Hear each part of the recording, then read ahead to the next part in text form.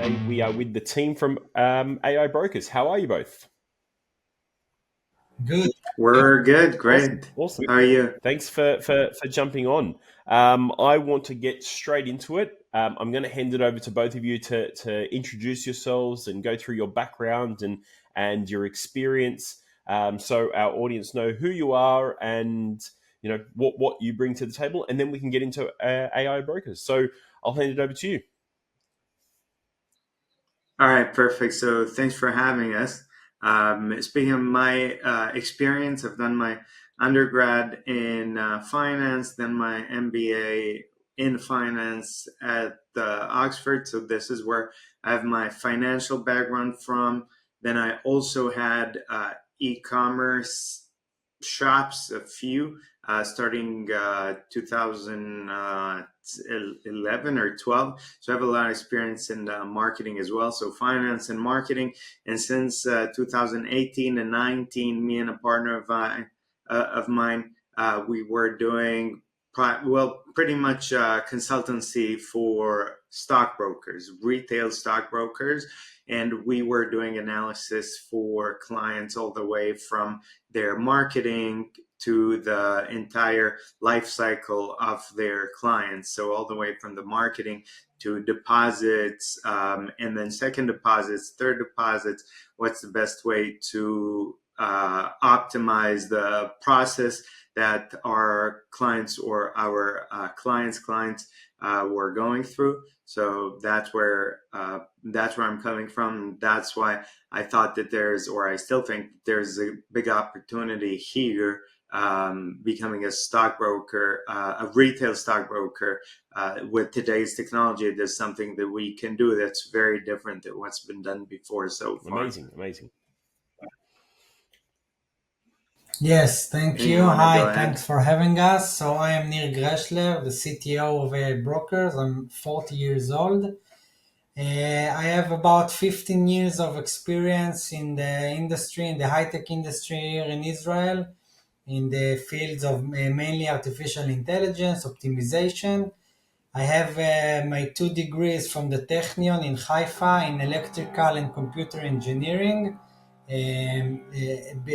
Bachelor of Science and Master of Science.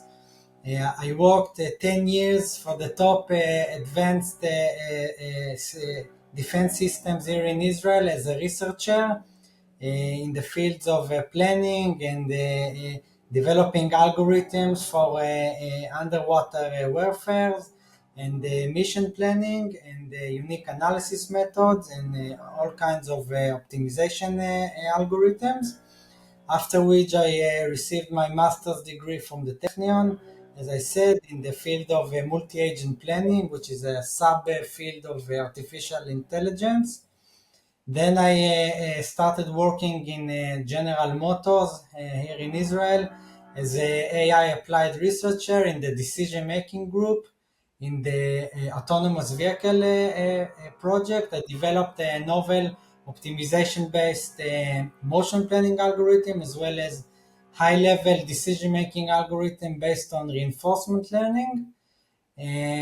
After which I started working on computer vision and robotics and all sorts of other autonomous systems related projects. I also had about a decade ago, me and two other partners, we had a startup in the field of music creation in the internet. Um, and this is basically my background in general. Oh, Thank nice, you. nice. So you've got a varied experience in finance, in tech. Both of you have come from the tech background. You've got a skill set in marketing and growth, as well as the AI and heavily involved in the AI side. So, how did you find yourself? You said you touched on the stockbrokers. How did you find yourself in this position, and what does AI brokers do that's different? That's different to everything else in the industry. So I've been analyzing the behavior of retail investors in stock brokerage or for multiple stock brokerages over the time. And what I've realized is a lot of them don't understand the products that they're using too much, and a lot of them don't get to where they're supposed to get or where they could get if they could be walked through the entire onboarding process and then building a portfolio, and that could have helped them a lot.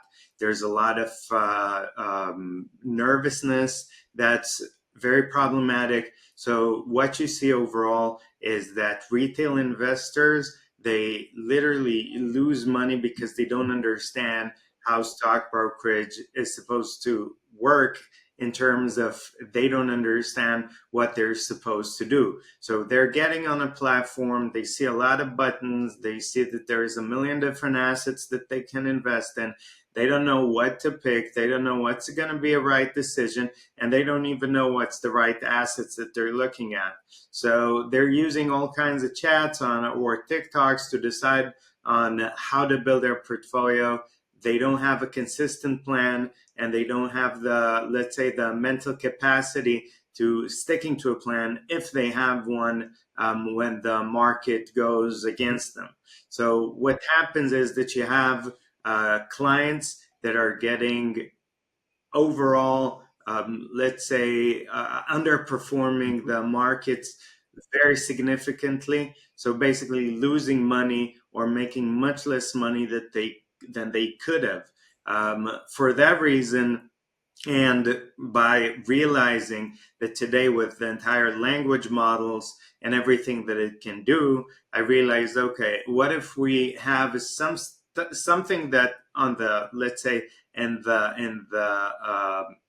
front, okay, in the front end looks like something like ChatGPT, but in the back end is very smart because it doesn't just have access to things like ChatGPT, but also knows a whole lot about the markets, about history, about sentiments of investors, about what's going on social media, and so on. A million different things was going on Reddit. And what we decided to do is to set up such a language model, sort of a, let's call it on the front end, a chat GPT that is extremely smart, that knows everything about stock investments, and also knows exactly everything about the behavior of retail investors. So basically, we are optimizing the entire process of the entire life cycle of the investor, the retail investor, and giving him solutions that,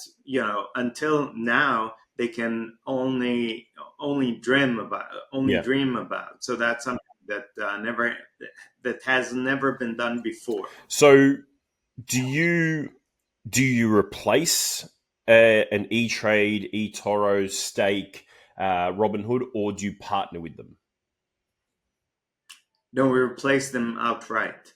So the nice thing is, if you're looking at an investor, like somebody who Yeah. invests in us, then you want to see a lot of return on your Yes. investment, and you don't want to be the add-on. That could be nice, but you wouldn't be able to have direct access to the client's behavior. You wouldn't be able to optimize it, and so on. And also, the money is where the client's money is. So if we're the ones where our clients deposit into, then we keep the money, we keep the stocks that they own. And for that reason, there's much more that we get in terms of fees, in terms of return on the client's cash, in terms of returns on stock lending, and so on.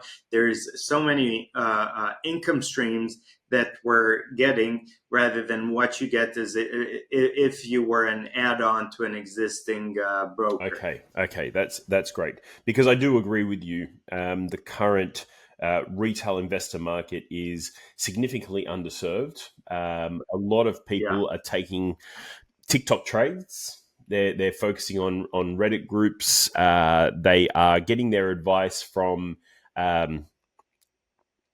uneducated sources, and Right. there is a potential, well, not potential because they are losing a lot of money every day.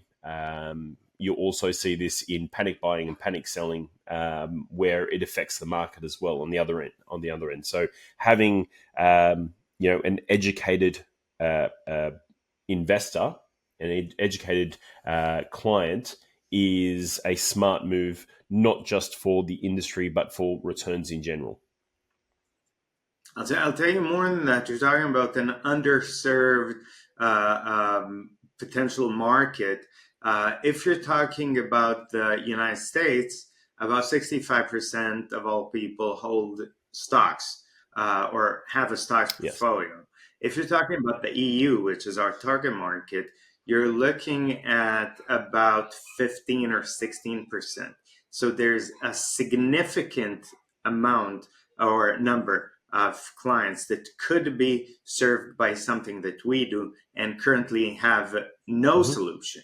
So we can assume that all this gap of, let's say, these 50% of people that should have, let's say, if you're looking at America, that could or should have a stock brokerage account, they just don't exist. They're not in the market. But let's assume that if they want to take their first step, what are they going to do? Are they going to go on a platform where they don't really understand what the hell is happening? Or would they prefer to use a platform like ours that helps them from the first second that they log in, helps them set up their account, helps them build a strategy, helps them go over it continuously over time. Also, the thing is that a license in Europe allows you to provide advice to your client. So this is very, very significant because it's not like they just have access to chat.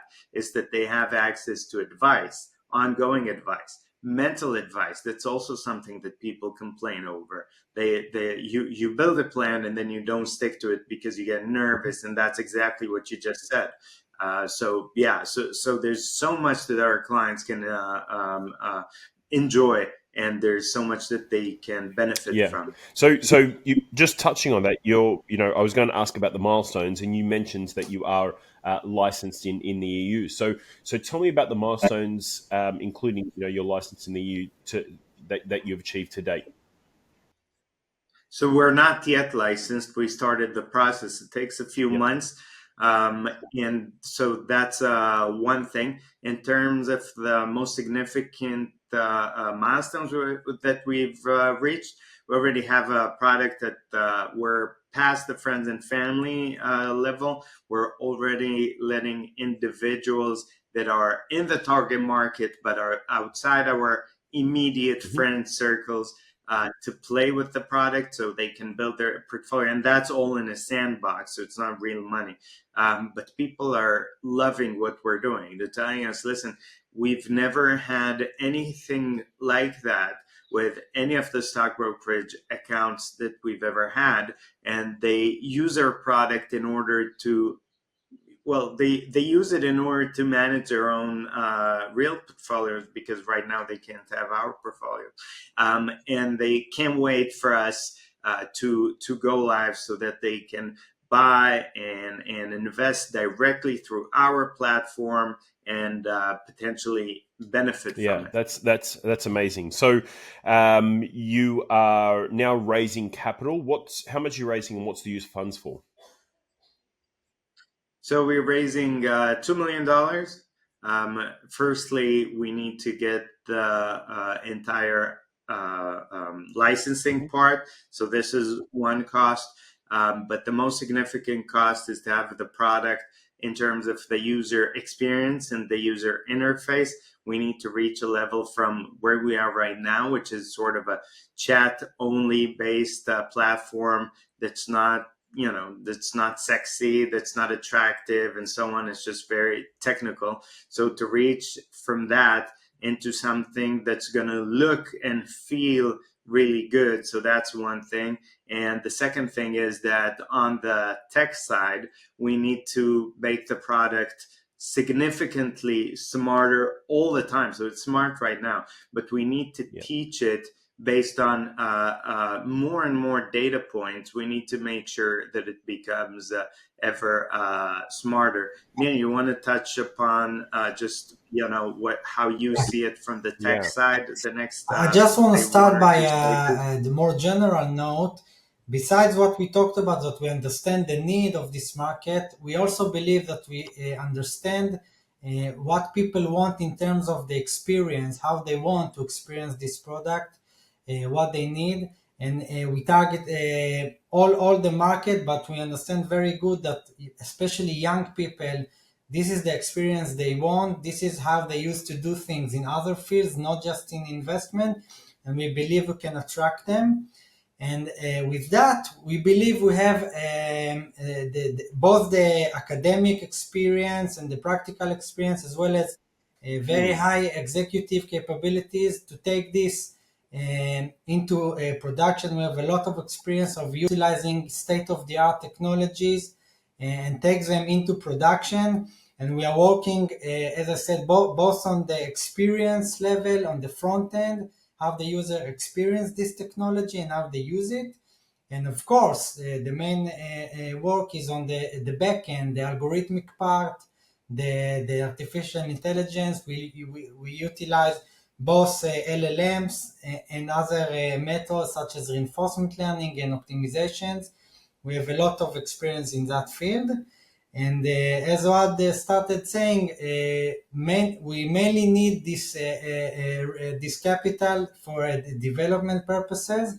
We already have a product that we feel very good with in terms of the backend, the algorithmic backend.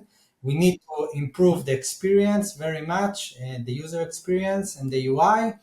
And we also need to take our algorithmic part to the next level by using data that we are going to collect from the user and other data that is publicly available. And we have a very detailed technological roadmap and plan that we know exactly what features we need. Of course, we also gonna take a product manager that will help us, and we will use this capital to take the product to a production level. Yeah, amazing. So um, I understand that your system is smart and you want to make it smarter. What's the data points that you need to collect? Is it historical stock data? Is it consumer data? Where are you pulling this from, and how do you keep making it smarter? Oh, so data in terms of we're using everything that's publicly available. We're using everything that you need to pay for to give you access to. So everything that's anywhere on the internet, we're gonna have access to. We already have access to a lot.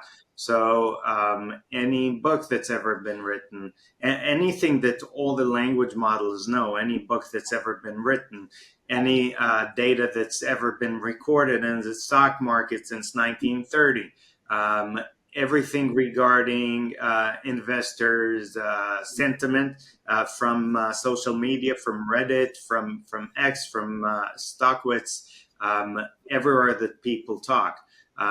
We're going to get all the data also from our own clients. So the first client, okay, but when we have 40 clients, 50, 100, we already know about we'll know a lot about the behavior of our own clients. And then we can take advantage of that as well. So all of this together gives us a very comprehensive picture. So there's just endless amount of data that we're pulling in to use it for the decision making process. Okay, that's incredible.